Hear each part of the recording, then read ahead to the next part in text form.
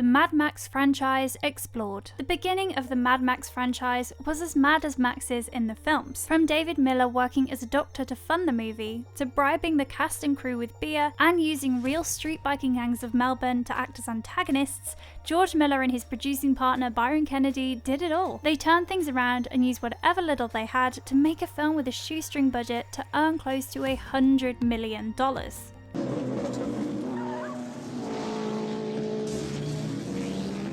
Miller not only changed the way people made and watched action flicks, but also influenced live-action films and animated shows. For instance, the famous chase scene from the 2016 Disney film Moana had Mad Max as the source of inspiration. Right now, with 4 films and a spin-off in the making, the Mad Max franchise has risen above the level of cult classic and become a popular classic that's loved and cherished by millions across the globe.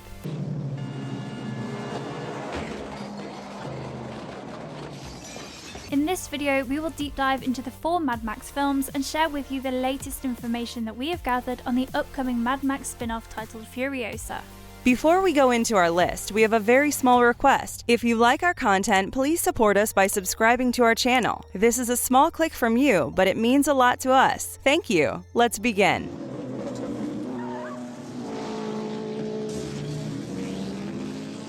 Number 1. Mad Max 1979. In a futuristic and dystopian Australia, a biking gang member by the name of Knight Rider kills a cop of Australia's highway patrol unit called the Main Force Patrol. Although he escapes with his girlfriend, he dies in a crash when MFP's top pursuit man, Max Rokitansky, chased after him. Later, Max gets a supercharged pursuit special as a bribe to remain on the force. Meanwhile, Knight Rider's biking gang vandalizes property, steals fuel, and terrorizes the people of a town. It was led by Bubba Zanetti and Tokata. They go as far as sexually assaulting a couple, but Max and his partner Jim Goose arrest a young member of the gang named Johnny the Boy. Alas, neither anyone from the town nor the victims of the assault show up at the trial, and naturally, the court releases Johnny into Bubba's custody, despite furious objections from Goose. Later that night, Goose visited a local nightclub, and Johnny took this window of opportunity to sabotage Goose's bike. Goose's bike locks up at a high speed and crashes the following morning, but Goose evades the accident unhurt. He borrows another vehicle to haul his bike to MFP, but Johnny and Tokata show up and burn Goose alive.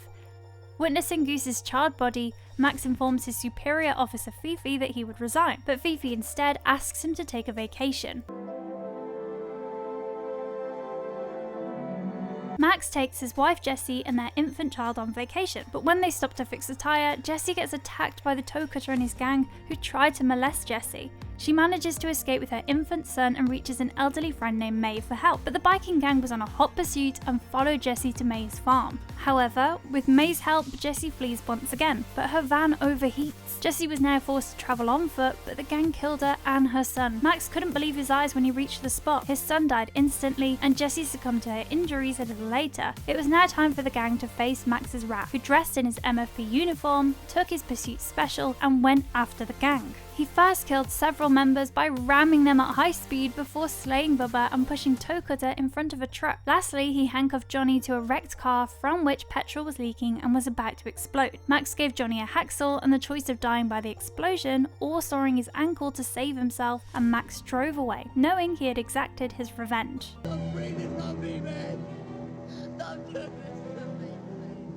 Mel Gibson, who starred as the titular Mad Max in the film, was accompanying one of his friends to the Mad Max auditions and wasn't even supposed to take the audition. However, the crew took his photos and he later got the lead role for $15,000. The film is one of the greatest success stories because it was made on a shoestring budget of $400,000 and went on to earn almost $100 million.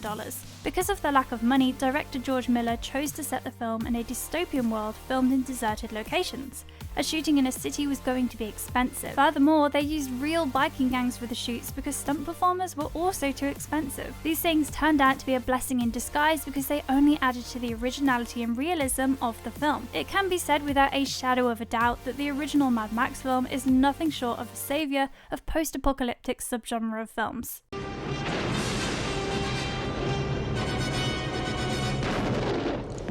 Number 2. Mad Max 2, 1981. After civilization collapsed owing to a global war, the oil supplies got exhausted, and the people who remained adopted barbarianism as a way of life. Former policeman Max Rokitansky couldn't shield himself from this growing order, and now roams the Australian wilderness scavenging for food and petrol. He lost his family and friend to a biking gang, and now his only friend is an Australian cattle dog. Max soon gets confronted by Wes and his biking gang, but he drives the thugs off and takes their petrol. He then notices a gyrocopter and attempts to take its fuel, but the pilot confronts Max and reveals to him about an oil refinery. Max spares the pilot's life, and together they go to the oil refinery that was under the control of the Marauders, a gang of drivers and riders of which Wes was also a member. Their leader was a huge man wearing a mask and was aptly named Lord Humongous. Max saw a window of opportunity when several settlers attempted to break free from the compound. Max brings back an injured settler who later succumbed to his injuries and died. The others, and their leader Papagallo, did not extend a warm welcome to Max. Instead, they were rather hostile, but just as they were about to kill him, the Marauders returned. Humongous offered the settlers a safe passage in return for a constant supply of fuel, but Max offered another deal to the settlers, and went after the Marauders to retrieve the settlers' fuel tanker. My vehicle, and all the juice I can carry. After much high-octane action, Max manages to keep his part of the deal. Although the settlers wanted him to come along, he chose to collect his share of fuel and carry on alone. However, Wes and his companion heavily injured Max and killed Max's dog. Max was left for dead, but the gyrocopter's captain saved him. Despite his heavy injuries, Max decided to drive an armoured truck carrying the fuel tanker. Several other settlers offered to come along for protection. Naturally, Lord Humongous and his men follow the armoured vehicles, allowing the other settlers to escape. Papagallo and Max's detectives die, and Max finds himself and a feral kid against a bunch of marauders. However, a car collision kills both Lord Humongous and Wes, and the other marauders fled the scene. Many years later, the feral kid became the leader of the settlers and was also the film's narrator, who was reminiscing about this strange road warrior, who left for more uncharted territories, but lives in the minds of people as a legend. The original Mad Max ended with an iconic and equally violent conclusion. Lucky for us that director Miller followed the film with a sequel in which he took all the things good from the first film and dialed them up quite a bit. The second film was not just grittier, but creatively and graciously violent, and was set in an absolutely post-apocalyptic world. As far as Max was concerned, he was quite mad in this film, having been scarred deeply by the trauma that he sustained from the loss of his wife and child. In the film, there's a scene where a biker flies over the hood, slams into the car, and somersaults towards the camera. However, in a freak accident, the biker lost control of his broke his leg and almost took his life. George Miller found the scene to be authentic and chose to keep the shot in the film.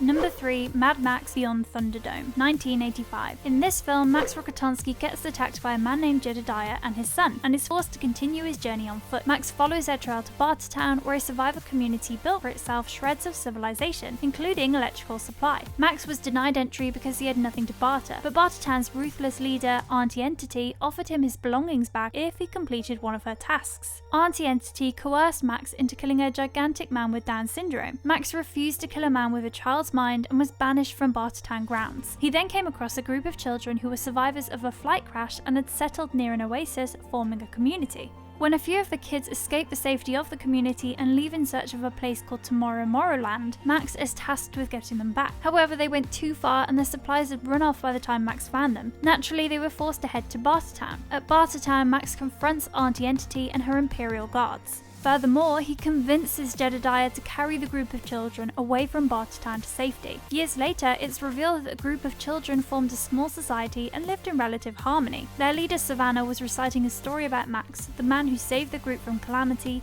and who still wanders the depths of the deserts. The third and final installment of the Mad Max series, starring Mel Gibson, revolves around children and how Max helps them. The Nobel Prize-winning British author William Golding wrote the novel Lord of the Flies in 1954. However, the film sacrificed its indie aesthetics and grindhouse feels in favour of bigger sets and famous stars to give the film a proper Hollywood status. It slightly drifted away from the dark theme and imageries that the franchise had begun with in the first place. Although the action sequences were commendable and the film looked aesthetically rich, it's considered by many as a weak point of the franchise. Having said that, it's a commendable piece of work if one doesn't compare it with the other Mad Max films.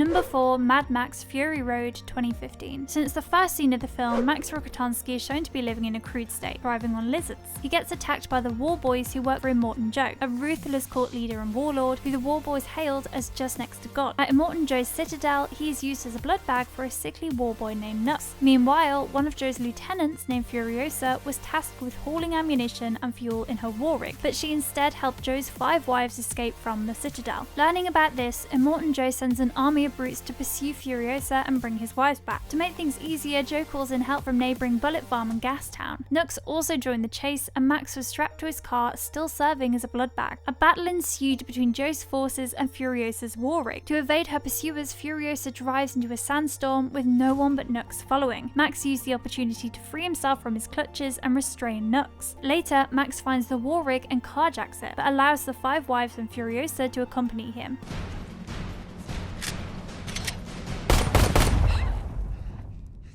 Meanwhile, Joe's army is hot in pursuit. As they continue their journey, they come across a canyon. One of Joe's pregnant wives dies as his car runs over her. Nevertheless, they manage to escape Joe one more time, and Furiosa explains that she is heading to Green Place, an idyllic land that she remembers from her childhood. After an overnight journey, they come across a swampland where Furiosa meets a mysterious woman and her clan, who reveals that Furiosa was one of their own who was kidnapped as a child. Furiosa learns that the swampland was in fact the Green Place she remembered, and it was now uninhabitable. Furiosa decides to drive further in search of a new home, but Max convinces her to return to the now undefended citadel, which had ample water and greenery, and take control, meanwhile trapping Joe and his army in the canyons. They head towards the citadel, and on the way they are met with Joe's forces, but they manage to trap Joe's army with the help of Nux, and Furiosa kills Joe despite sustaining heavy injuries. The group ultimately goes to the citadel, and all things end happily, while Max leaves after sharing a glance with Furiosa.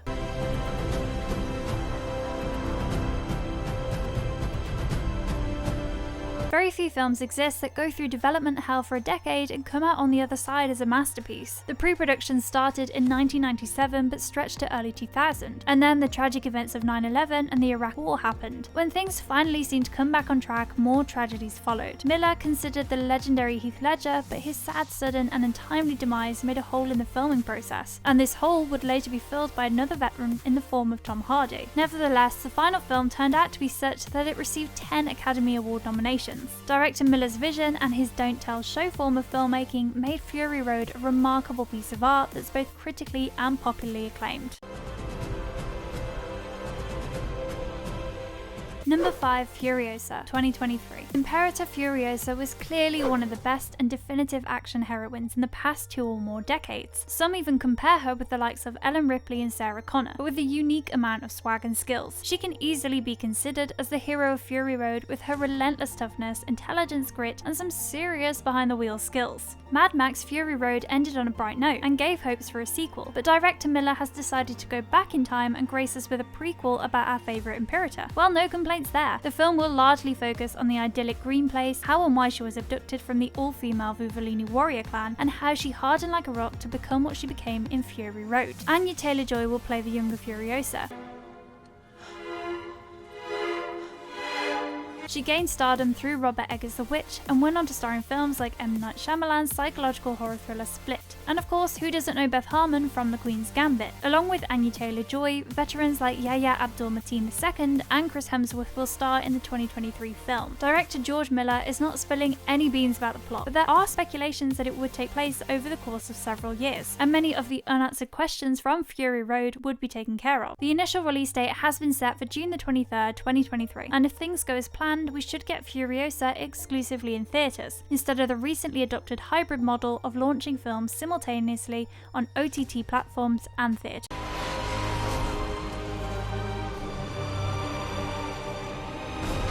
Number 6, Mad Max The Wasteland, to be announced. If you're disheartened about the lack of another Mad Max film, then don't be, because Miller and Tom Hardy have confirmed another film with the working title Mad Max The Wasteland. However, apart from this, no substantial information about the release date, cast, storyline, etc. is available as of now.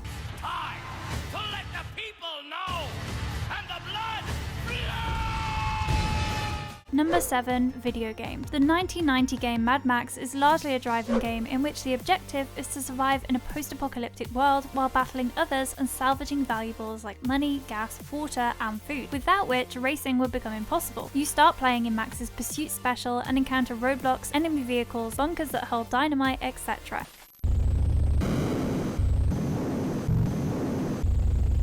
There was another visually rich game that was released in 2015. In this game, players controlled Max Rokitansky in a vehicle named Magnum Opus as he progressed through wastelands. He would battle raiders and their leader, Scabra Scrotus. His ultimate goal is to reach a place called the Plains of Silence in order to achieve peace and solace from years of wandering. Mad Max focuses on vehicular combat, but the better half of the game is based on driving only. Players can make use of armor upgrades and weapons to fight enemies. The game looks great, with beautiful scenes of deserts and canyons.